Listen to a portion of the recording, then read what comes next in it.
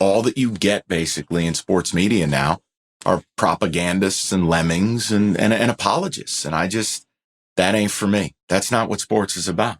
Sports is supposed to be entertainment. When it ceases to be entertaining, we have a problem here. So it's very, very easy for me. You're basically saying they need to give you a better product to talk about. I would help, wouldn't it? So you don't have to get so fired up about it. I think that's a big part of it. Right. And I think a lot of what goes on in the world, but a lot of what goes on in sports is total BS. I don't know if this is PG or PG-13. No, you can say what you want. Well, it's bullshit. Yeah. I mean, you see these teams creating their own networks. You see teams hiring their own writers. That's propaganda. That's not honesty. There's not a shred of honesty in that. So I think for what we do, I think it's incredibly important to not do that. Right. And unfortunately, if you go around the country, you're going to hear a lot of hosts doing exactly what I do that are compromised. And it is what it is. I've been fortunate, and part of it is I've earned the right to do what I do. And it's not going to change, because if I'm asked to change it, I'll go somewhere else. I don't need it.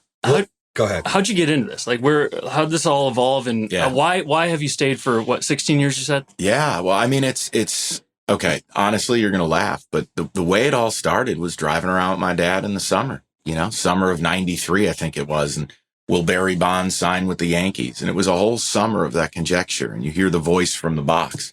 And I grew up listening. The station out of New York was an old blowtorch AM station, the Fan 660. And you would get it where I grew up, about an hour and a half north, 2 hours north up the Hudson River. So immediately it was different. It wasn't the newspaper. It wasn't Sports Center. It wasn't highlights. It was this live, fluid thing, and people got to say. And you just kind of couldn't help but get into it. And the debate there would then go to, my then 13-year-old self and my dad. So I knew right away that's what I wanted. I never wanted to be a television star. I don't think I had the nose for TV anyways. I never wanted to. I didn't want to be a face for radio, right? Yeah. Bleach blonde. I mean, it depends what angle, but no. Everyone's hating on the bleach blonde hair. Larry Rodman. The fans will tell you the bleach blonde hair is hot, baby. It's hot. Jason, it's totally natural. Right, it looks beautiful. It is natural. No, but that's what I wanted to do. Mm-hmm. Now, the getting into it, the Cliff Notes is, it's all I wanted to do. No one in my family had ever gone to college, so I didn't have any resource of how do I do this or help me with the process. I went to a pretty lousy school. We didn't exactly have a guidance counselor. You're talking about young school, high school. No, not state. He loves your state. No, I mean, it's, I just literally, you will laugh. I went to the bookstore back when those existed. Mm-hmm. I bought a Princeton Review Guide. I found the top 10 journalism programs in the country, and I applied to the ones that I could remotely afford. Late 90s, you couldn't just borrow in ether. So I applied to all the standards. Syracuse, Boston University, because I grew up a Howard Stern fan. Love Howard Stern. Michigan State was on there, and I'd already liked State as far as athletics because I was just a weirdo. I was a different kid. Everyone on my block, old school New York, everyone's a Roman Catholic, Irish Catholic. They all like Notre Dame. Michigan was huge where I was. Sure. But you know what you want. I didn't know you didn't need a journalism degree. There was no one there to tell me. So I got a degree that I never intended on using to just get where I wanted to go. Yeah. I didn't realize that until later years. That was one of those oopsie moments. Oh, yeah. What was the degree you got? Journalism, which I've come to hate because the state of journalism is a total disaster, but that's probably a separate pod. But that's the long and short of it. It was always a singular, myopic focus. I just wanted to do exactly what I'm doing. Now, let's hear from our sponsors. When you first got on the radio here in Michigan, and, I've only been here since summer of 18, right? So not that long, but everyone's like, you got to hear this Mike Valenti guy. And it's the number one show. Nay, I'm not blowing smoke out there. I mean, it's appealing and people are attracted to hearing it. But then you just recently launched the podcast. So kind of walk us through the story when you first started in radio and what that was like to build that brand and your show. And then now going off to do, it's a 2 podcasts now you're doing? During football season, we go to 2. That's right. Because we have cashed the ticket. But all right. So I wanted to do those in upwards of 4 to 5 years ago. Okay. And I had to fight our old company. I had to fight the company that bought us. It's a constant struggle because you get people that are set in their ways and digital frightens them. I have major opinions on that, but I think I would bore people to death if we went down that route. how it all started, though, I mean, I was doing radio in Lansing, where Michigan State's like right down the street, East Lansing. Mm-hmm. And, I sent 2 demo tapes. The natural progression is you just send a couple demo tapes out to Detroit. Like, where else? Grand Rapids had no appeal to me. And one station didn't have anything. They might down the road. The other, which was at the time, my station was an AM station. They were kind of getting ready to have this whole turnover. Mm-hmm. And it was funny because, again, 2003, it's a different time. You weren't FaceTiming with people. You weren't. There was no... Cell phones were fairly new. Yeah. I mean, you were lucky you could send a text. So it was funny through the conversations with the program director at that time. He had this presumption that I was like 40 years old and I was 23. So it's that voice. Oh, yeah, right. Voice. Right. Yeah. But no, we finally met for the first time and he was looking around the room and I knew what he looked like. And he was like flabbergasted when he sat down. And I'm like, look, we're here. I'm like, if you don't want to hire me because I'm not 40, then let's at least have lunch and we can figure it out. And it was kind of me and my former partner, Terry Foster. We were the last ones to get put together. The whole station got put together. We were kind of like the uninvited guest. We were that last show. You've got this 23-year-old nobody. You got a writer from Detroit who's twice my age.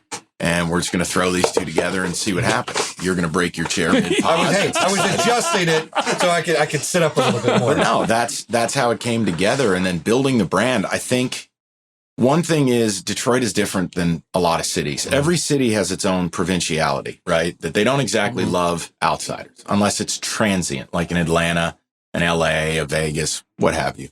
But cities like Detroit, it's very provincial and it's not this welcoming place for outsiders. And, I think there's a pretty high degree of failure in what we do. You might get a shot, you might fail. It's not like people are going to be super welcoming and be like, who the hell is this asshole with a New York accent who's 23? So that was part of the biggest thing. It takes time to build that. But I knew right away, and Terry knew, we had something. We were different. It was kind of this odd couple thing. We were saying different things. We sounded different than the other shows. Right. And we just kind of put it together and we got some traction. And then the Tigers got good and that helped. You got to remember when you buy these really expensive properties that are sports teams, when they suck, you're taking away the oxygen. You're taking away the organic. I'm going to turn the radio on because I'm pissed off about this decision from last night's game. When teams are dreadful like they are now, you're in a totally different space. People aren't even paying attention. Right. So the Tigers getting good was like a spark, it was like kindling and lighting a fire.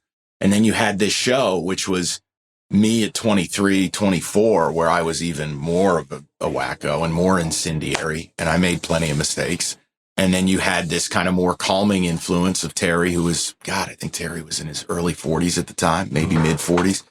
And we just kind of put it together. And then when you get a foothold, then you're like, okay, like they're not going to pull the plug on us. And now how do we do more? How do we get more? And that's where a person like me I've always had a massive chip on my shoulder. I've tried to work on it. No, come on. No, but it comes from the way you grow up and it comes from kind of when you're in this line of work, nobody really wants you to succeed. I mean, I think anyone who says that, it's kind of a bullshit rap. Like nobody wants you to succeed because it means you're going to take their job. Mm-hmm. The guy who is doing mornings isn't going to be like, bro, I'm really rooting for you. It's like, yeah, but you do realize if I thrive, it's going to come at the cost of you. Mm-hmm. And then you get fans and you get media in this town and nobody wants the new guy to do well. So I think, once you get a foothold, it's good, but you don't change. I've never really changed. I'm still me. Like I'm hyper competitive. I'm maniacal about it. I care and I still want to produce something really, really good on a daily basis. Like I hate the term licking the stamp. It drives me out of my goddamn mind. Like when you see people that are freeloading, sure. But I don't get to control their path. I control my own. So once we built the brand and once we got a shot to do afternoons, then it really just took off. Then we flipped it to FM, where most radio stations that have a clue now who do sports are doing.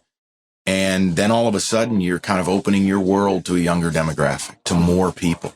And this was 07, 08. And, even now think about AM radio.